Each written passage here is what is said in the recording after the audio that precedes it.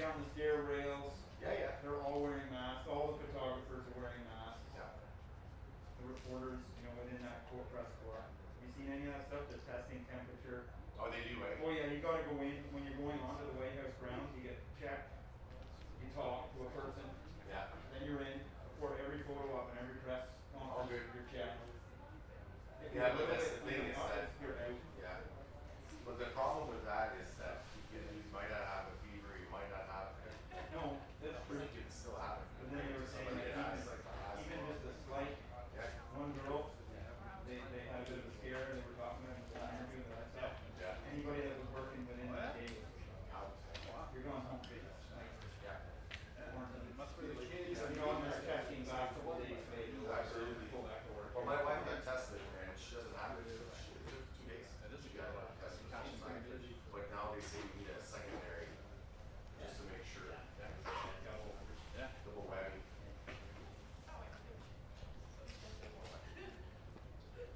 Everybody seems so calm today. It did. Everybody's happy that it's the weekend. Yeah. I know he's not gonna be. It's gonna be a couple of days that he doesn't do this. We're working tomorrow, but I don't really care because of the weekend. Because then you get Sunday Monday. Is he working tomorrow? Yeah, I think so. We don't know really. So far on. Sunday's taken off though, isn't it? Sorry? He's taking Sunday off. I think so. Well, very cold then.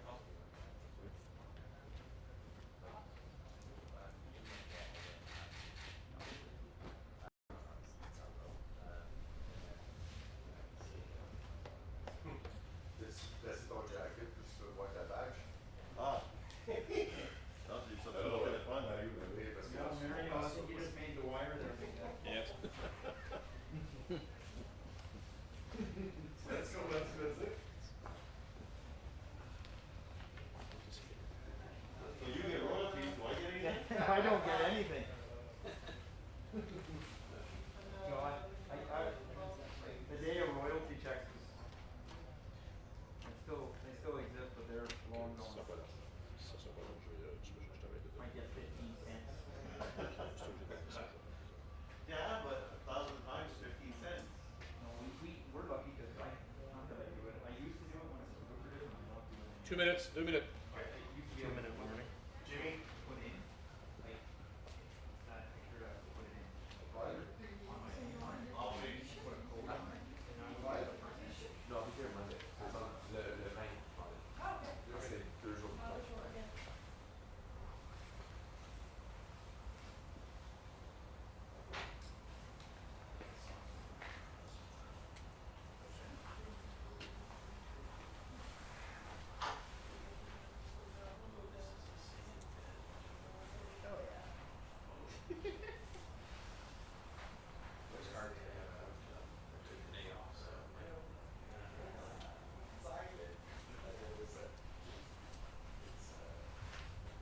Going on there, slider.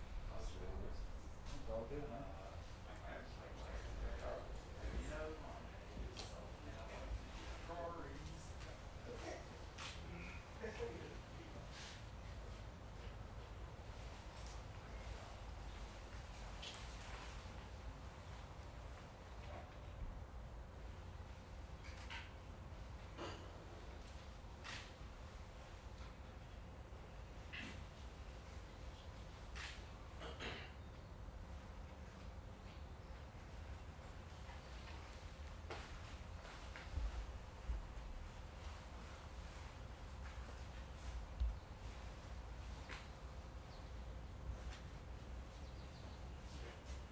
I'll start on 30 seconds.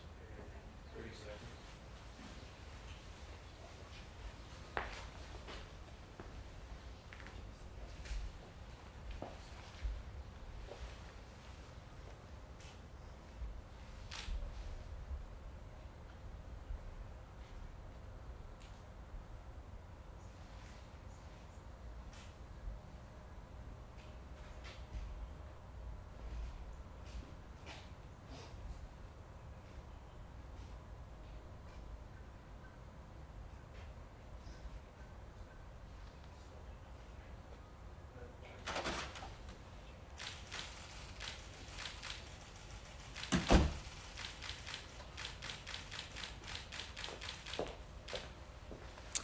Bonjour tout le monde.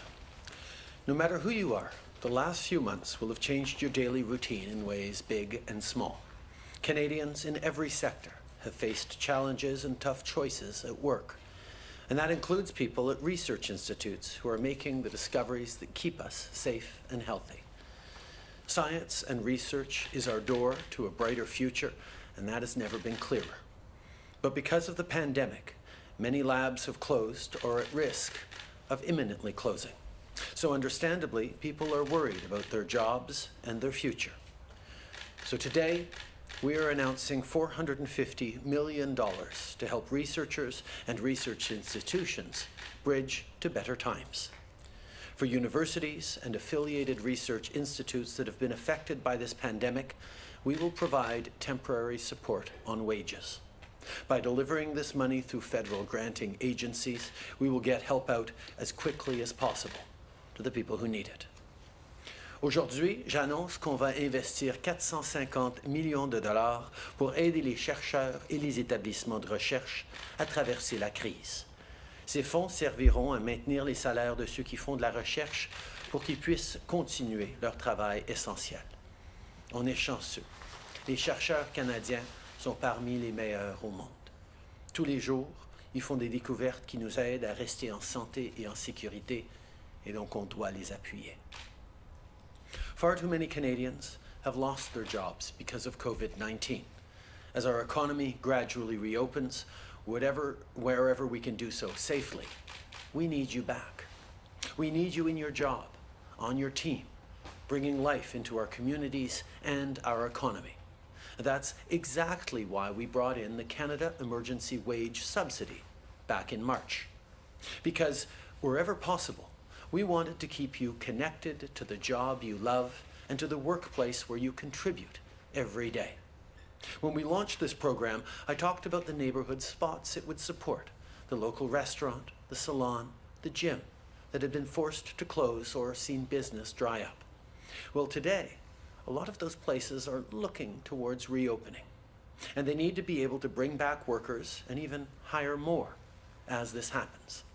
So this morning, I can confirm that we will extend the Canada Emergency Wage Subsidy by another 3 months to the end of August. Business owners, please take confidence from this announcement. You now have some runway to catch your breath as you get restarted. So please, bring back your employees.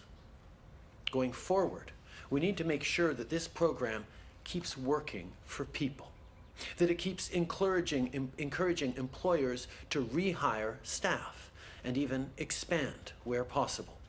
So over the next month, we'll work with business and labor stakeholders on any adjustments that might be needed. One of the things we'll be looking at is the 30% revenue decline threshold for eligibility. As businesses start up, needing a decline shouldn't be a barrier to growth.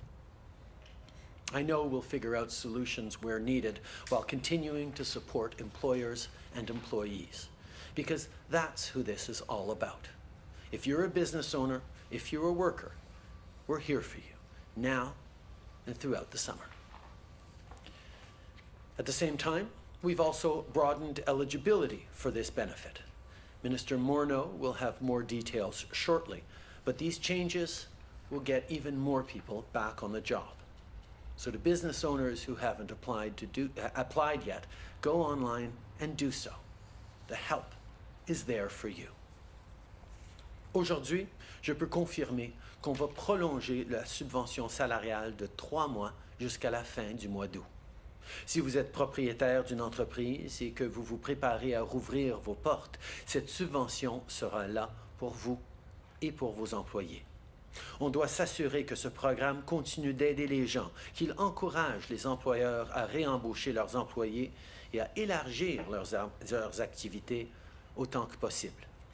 Alors, au cours du prochain mois, on va travailler avec les représentants des entreprises et des travailleurs pour effectuer les ajustements nécessaires. On va notamment se pencher sur le seuil d'admissibilité d'une perte de 30%. Quand les entreprises sont prêtes à reprendre et même à grandir, ce seuil ne devrait pas être une barrière à la croissance. On va également élargir la portée de la subvention pour aider encore plus de gens à retourner au travail. Et le ministre Morneau donnera plus de détails plus tard aujourd'hui.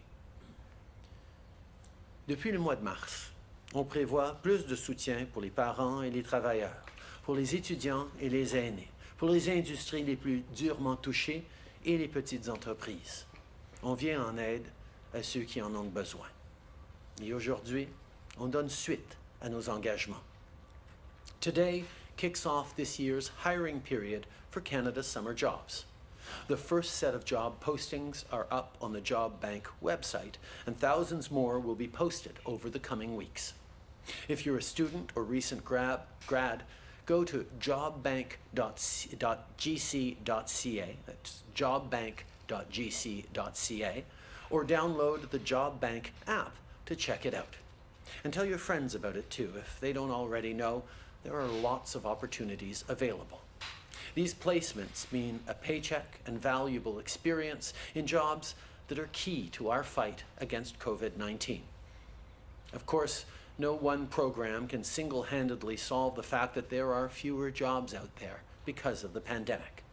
So, for students and recent grads who still need help, starting today, you can apply for the Canada Emergency Student Benefit. Go to canada.ca to sign up. For parents who receive the Canada Child Benefit and people who get the GST-HST credit, we also have more news to share today. Although everyone should do their best to file their taxes in time for the new June 1st deadline, your benefits won't automatically be cut off if for some reason you miss that date. Your CCB and GST-HST benefits will continue until the end of September. But be sure, in order to keep getting them, you need to file your taxes as soon as you can, so there's enough time for the paperwork to be processed, and you'll be able to continue receiving those benefits beyond September. Si vous êtes étudiant, assurez-vous de consulter le site web d'Employabilité Canada, où on va afficher un premier lot d'emplois aujourd'hui. Et si vous n'arrivez pas à trouver une job d'été, la prestation d'urgence pour les étudiants sera là pour vous. Vous pouvez présenter une demande dès aujourd'hui. Tout le monde devrait essayer autant que possible de produire leur déclaration de revenus d'ici le 1er juin. Mais si vous n'êtes pas en mesure de le faire à temps, vos prestations, comme l'allocation canadienne pour enfants ou le crédit pour la TPS-TVH, ne seront pas interrompues tout d'un coup. Vous allez les recevoir jusqu'au mois de septembre. Mais on vous demande quand même de faire votre déclaration de revenus le plus rapidement possible pour qu'on ait le temps de traiter votre dossier et que vous pourriez continuer à recevoir ces bénéfices passé septembre. Les gens traversent des moments difficiles en ce moment, mais en travaillant ensemble et en restant là les uns pour les autres, on va s'en sortir. Merci. Merci beaucoup, Monsieur le Premier ministre. On va commencer la période des questions aujourd'hui par le téléphone. Opérateur, première question. Thank you. Merci. Première question, Hélène Buzetti, Le Devoir. À vous. Oui, bonjour, Monsieur Trudeau. Excusez-moi, j'étais sur silencieux. On a un peu l'impression que plus la reprise commence, plus vous avez une préférence pour la subvention salariale plutôt que la PCU. Est-ce que c'est une perception exacte? Et donc, dans ce contexte, doit-on s'attendre à ce que vous prolongiez également la PCU ou pas? Ce qu'on sait, c'est que la meilleure chose, c'est que les gens restent liés à leur travail pour pouvoir reprendre dès que l'économie commence à rouvrir. Garder ce lien entre employeurs et employés, c'est mieux. La subvention salariale donne aussi plus d'argent dans bien des cas que la prestation canadienne d'urgence. C'est de l'aide qu'on donne pour permettre à la reprise économique et donc c'est sûr que ça va faire une partie intégrante de la reprise. On est dans une situation où des millions de Canadiens ont perdu leurs emplois, ont plus de chèque de paye, où il n'y a pas de possibilité d'avoir une subvention salariale parce qu'il n'y a plus d'employeurs pour eux. Et donc, on continue d'avoir besoin de la PCU, mais idéalement, effectivement, les gens utiliseraient plus la subvention salariale. Des employeurs vont réembaucher et même embaucher de nouvelles personnes avec la subvention aux travailleurs pour pouvoir assurer une relance rapide et efficace. En suivi, là? Alors, oui, alors dois-je comprendre, vous avez comme l'air de dire que la PCU, son prolongement n'est pas vraiment dans les cartes. Est-ce que c'est le cas? Non, on est en train de voir qu'encore des millions de Canadiens ont besoin de la PCU, mais évidemment, avec la reprise économique, avec de moins en moins de personnes qui vont être en situation de perte d'emploi et qui vont commencer à être réembauchés, on va pouvoir avoir des gens sur la subvention salariale et moins sur la prestation canadienne d'urgence. Mais nous allons regarder attentivement la situation et nous allons nous assurer qu'on sera là pour les gens qui en ont besoin. Merci. Opérateur, prochaine question. Thank you. Merci. Prochaine question, Mélanie Marquis, La Presse. À vous. Oui. Alors, bonjour, M. Trudeau. Concernant les fraudes, justement, à la PCU et cette directive de les ignorer, qu'allez-vous faire pour régler ce problème-là? On avait un choix très, très clair à faire au début de cette pandémie. Ou bien on envoyait l'argent aux gens le plus rapidement possible et on mettait en mesure des mesures pour déceler la fraude et reprendre l'argent par la suite. Ou bien on mettait en place un système qui allait faire des vérifications plus profondes de chaque dossier avant de commencer à envoyer l'argent aux gens. Or, on sait qu'on est dans une situation où les gens avaient besoin d'argent immédiatement. Alors, le choix qu'on a fait, le seul choix à faire, ça a été d'envoyer rapidement l'argent à tout le monde qui faisait une demande et qui signait l'attestation. Et par la suite, comme on est en train de faire, mettre en place des mécanismes pour reprendre l'argent des fraudeurs et assurer des conséquences. We had a very straightforward choice that we had to make from the very beginning. Do we get the money out as quickly as possible to everyone who needed it, and then bring in measures that go back and create consequences and get the money back from people who took it without needing it? Or do we put in place a process that verifies carefully every application so that only those who needed it get it, and nobody had to, and fraudsters wouldn't be able to get it? Well, the problem with the second approach would have been, it would have been months before delivering to the well over 7 million Canadians who needed it, the Canada Emergency Response Benefit. In this situation, in this crisis, we made the deliberate choice to get the money out the door to millions of Canadians who needed it, and bring in measures to go after retroactively people who might have tried to defraud the system. The response, in order to keep Canadians safe and healthy, needed to be to get them the money quickly, and that's exactly what we did. But we will ensure that fraudsters or people who got the benefits unfairly or inappropriately will have to pay them back. En suivi, Mélanie? Oui, j'en déduis, corrigez-moi si je me trompe, M. Trudeau, mais j'en déduis que les choses restent telles qu'elles sont. Mais sinon, ma question suivie, c'est sur le retour du Parlement. M. Scheer est revenu à la charge ce matin en réclamant un retour d'un nombre restreint de députés. La dernière fois, vous ne vouliez pas. Est-ce que votre position a changé à ce sujet? On a présentement un Parlement qui est présent une fois par semaine en réalité avec un nombre restreint de députés qui ne viennent que des endroits restreints autour du pays. Et 2 jours par semaine où on a des séances virtuelles où des députés de tous les coins du pays peuvent intervenir, peuvent représenter leur communauté. C'est un équilibre qui fonctionne extrêmement bien parce que ça permet à tous les députés d'exprimer les préoccupations de leur région, de leur communauté, et pas juste ceux qui sont à proximité d'Ottawa. Tout en assurant qu'on a des séances en personne de façon contrôlée et sécuritaire pour assurer que la Chambre continue à fonctionner.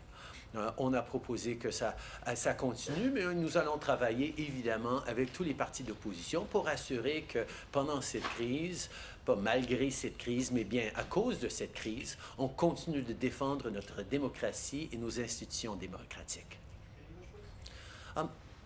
We have a system right now where Parliament sits once a week in person with a limited number of MPs who are highly concentrated around within driving distance from Ottawa, who get to actually be there in person. But 2 more virtual seances, virtual sessions every week where MPs from every corner of the country get to represent the concerns of their communities.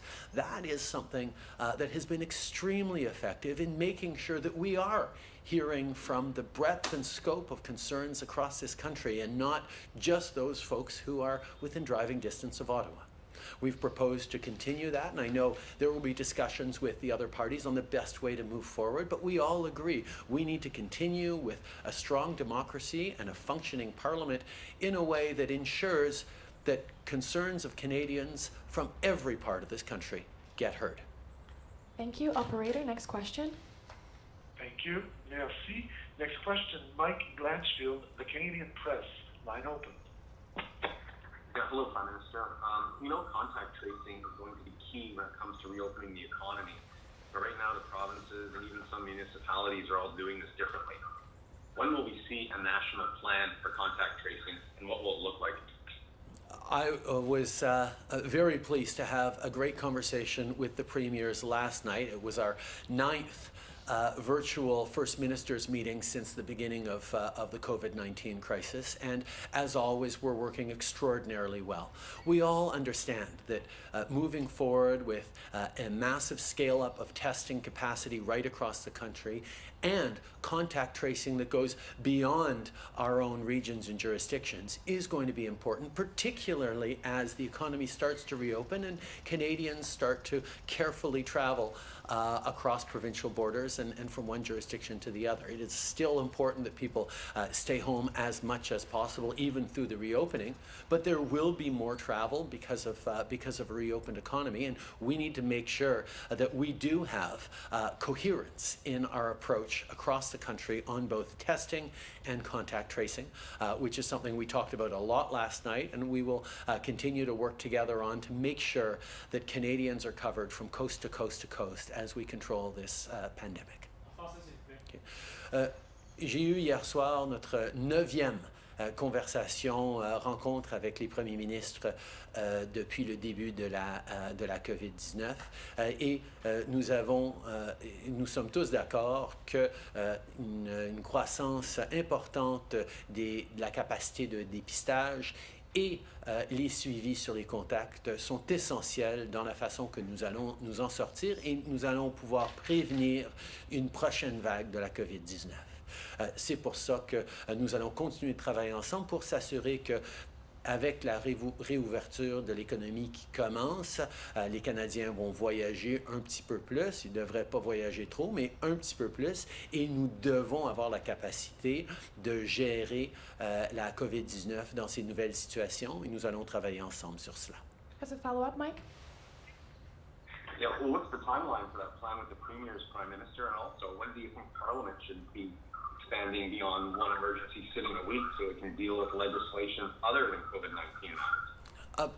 First of all, we know that massive testing and effective contact tracing are going to be essential to go along with reopening of the economy. There are a number of places that are starting to look at reopening in different places, and they already know that we need to step up on our testing, on our contact tracing. The federal government is offering to work very closely with the provinces on expanding massively both our testing and expand our contact tracing, and we certainly hope that the provinces will work with us on that, because everywhere across the country, as we reopen, we need to be hyper vigilant to possible resurgences of COVID-19. On Parliament, I look forward to being able to deal with a broad range of subjects when the time comes. Right now, our focus is rightly almost entirely on COVID-19 and getting Canadians the support necessary to get through this first phase of the crisis, but also making sure the Canadians are properly supported through what will be a difficult and convoluted process of restarting an economy while staying safe from the further spread of COVID-19. Thank you. Operator, last question on the phone. Thank you. Merci. Next question, Levant Savant, Radio Canada International. I know that. Yes, hello, Prime Minister. On May 13th, Amnesty International sent you an open letter urging you to review your current policy and practice with the view of rendering Canada fully compliant with its international legal obligations and guidance from the UNHCR updates to the treatment of refugees. What's your response to this open letter, which was signed by people like Lloyd Axworthy and Alan Rock? Canada has a strong tradition of protecting the most vulnerable around the world, of welcoming people fleeing persecution. They have contributed significantly to Canada's betterment and growth over the years. We have strong values of protecting the most vulnerable and being a welcoming country, while at the same time ensuring the strength and the rigor of our immigration systems and processes. We will continue to defend our values. We will continue to stay true to the way Canadians are open and welcoming while expecting the rules to be followed, and that is something that we will always do. As a follow-up? Yes, and so where do you draw the line between protecting the health of Canadians and fulfilling your obligations under the Refugee Convention and allowing refugees to claim asylum in Canada? My responsibility, first and foremost, as Prime Minister of Canada, is to look out for the well-being, the safety, security of Canadians, and that will always be my top priority. However, in a situation of a global pandemic right now, we know that what we do in Canada is not going to be enough to keep us safe going forward unless we are also part of the global solution, unless we are helping out countries and people around the world in dealing with the pandemic and dealing with this situation in their ways. We will always make sure we're getting that balance right, but first and foremost, my job is to look out for the well-being of Canadians. Bonjour M. Trudeau, Mathieu Goyer de Radio-Canada. Ça a été confirmé que des membres des Forces armées canadiennes ont contracté le coronavirus en servant dans les CHSLD au Québec. Est-ce que ça change la mission des Forces armées dans les CHSLD et qu'est-ce qui va être fait pour protéger leurs collègues militaires? Les femmes et les hommes de nos forces armées ont toujours été prêts à prendre des risques pour protéger les Canadiens.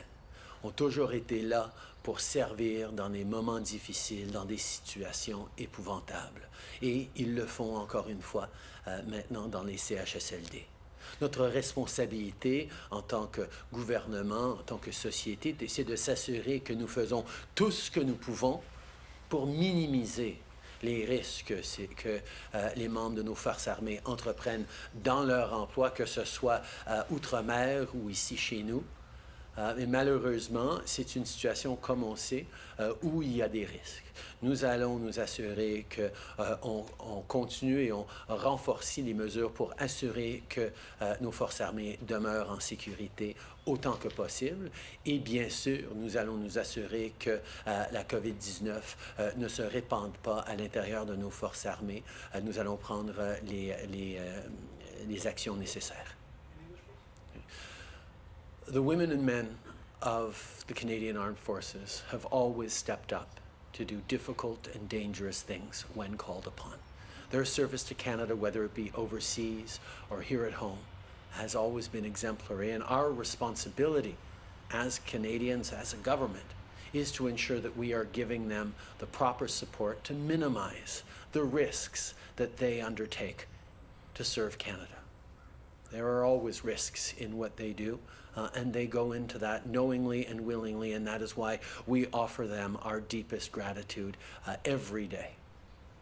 At the same time, we need to make sure that we are doing everything we can to protect them, so we will look at the protocols in place and see if and how they can be strengthened, as well as ensuring that cases of COVID-19 don't spread throughout the Canadian Armed Forces and others who are serving their country. Et en suivi, Radio-Canada a publié l'histoire récemment d'une Canadienne enceinte qui a voulu entrer au Canada avec son mari américain qui a été refoulé à la frontière. Selon les décrets de votre gouvernement, les citoyens canadiens ont le droit d'entrer au Canada si leur voyage n'est pas optionnel ou discrétionnaire, mais l'Agence des services frontaliers dit plutôt que le voyage doit être essentiel. Alors, comment vous réagissez au fait que l'Agence utilise un critère qui est plus restrictif que ce qui se trouve dans le décret?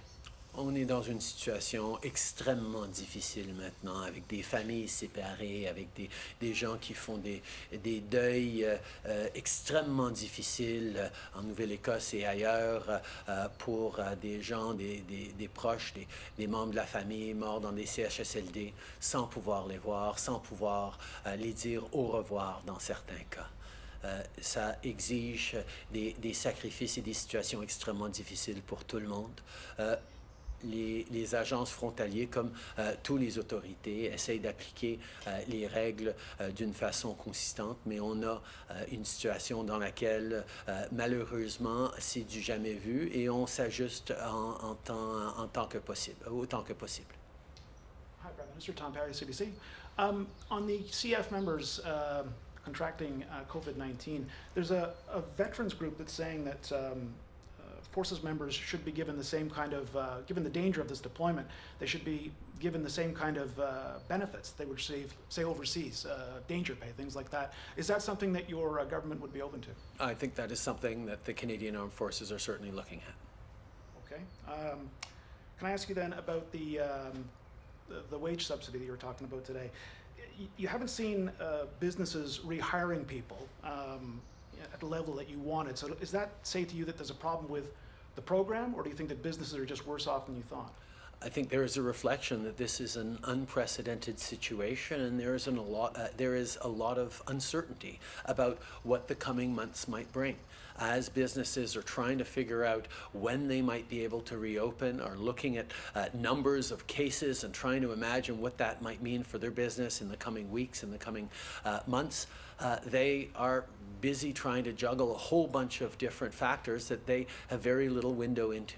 That is why it was so important for us to announce that we will be continuing with the wage subsidy over the next 3 months until the end of the summer, to give businesses the certainty to know that we'll be there for them. As the economy reopens, there's a danger of unintended consequences. I mentioned that, for example, if part of the eligibility criteria for getting the wage subsidy is a decrease of 30% of your business, we wouldn't want people who are getting back their business going to feel like they have to hold back on their growth, on their expansion, on their rehiring in order to be able to continue benefiting from the wage subsidy. So we're going to work with industry, work with labor, work with stakeholder groups to make sure we're getting it right. But that wage subsidy is going to be a really important part of the coming months of recovery. We will continue to be there for businesses, to give them the certainty to know that they can rehire their workers and get back to work in a very careful way as the economy reopens. Hi, Prime Minister. Chris Lowe with Global News. Canadians with underlying health conditions are concerned they may have to go back to work early and be putting their health at risk if the CERB isn't extended. Will there be any measures put in place that the most vulnerable to serious illness aren't put at risk? Our focus throughout this entire pandemic has been the safety and security of Canadians. We know that some Canadians are more vulnerable to COVID-19 because of age, because of underlying health factors, and every step of the way we have focused on giving them the support we need, that they need, and we will continue to do so.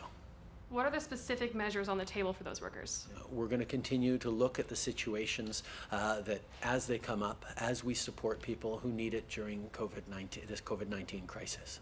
We've delivered the CERB to over 7 million Canadians. We've seen millions of workers get on the wage subsidy. There are measures in place for so many different groups because we know that being there for each other is part of who Canadians are, but also how we're going to get through this, and that's what we'll stay focused on. Nous savons que nous devons être là les uns pour les autres, particulièrement ceux qui sont les plus vulnérables à la COVID-19. C'est pourquoi on a mis en place des mesures de financement, des mesures d'appui pour des millions de Canadiens et que nous allons continuer de les aider pendant cette pandémie. Notre priorité première sera toujours la santé, la sécurité des Canadiens parce que sans la santé, la sécurité des Canadiens, il n'y a pas de reprise économique. Hi, Prime Minister. Molly Thomas, CTV National News. For Canadians who have loved ones in the States, is family reunification considered essential? I mean, are they essential enough to cross that border at this point? I know that some CBSA officers are saying no to them and not letting them across. And could this be negotiated as part of ongoing border talks? We know that Canadians are facing extremely difficult situations because of COVID-19. Whether it be families who can't grieve the loss of a parent or a loved one because they cannot gather and they cannot hold funerals because of COVID-19. These are things that are extraordinarily difficult. Families are stretched across the country and unable to see each other. People are stuck overseas, and despite the hundreds of repatriation flights we've brought, there are others who simply can't come home. This is a difficult situation, but every step of the way, we need to do what is necessary right now to keep Canadians safe.